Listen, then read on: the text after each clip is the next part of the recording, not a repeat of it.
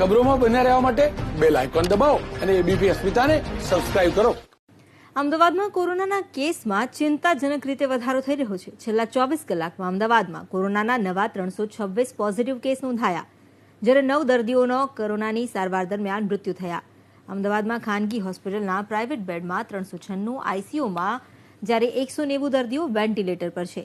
અમદાવાદમાં કોરોનાગ્રસ્ત દર્દીઓની સંખ્યા 50,000ને પાર પહોંચી ગઈ છે. થલતેજ, બોડકદેવ, ગોતા અને જોધપુર વોર્ડમાં કોરોનાનો કહેર છે. નવરંગપુરાના અનલ ટાવરમાં સંક્રમણ વધતા 793 રહીશોને નિયંત્રિત ઝોનમાં રખાયા છે. શારદાબેન હોસ્પિટલમાં 57 પ્રસૂતાઓ કોરોના પોઝિટિવ આવતા સગર્ભા મહિલાઓને સારવાર માટે એલજી, બીએસ અને સિવિલ હોસ્પિટલમાં ખસેડાઈ છે.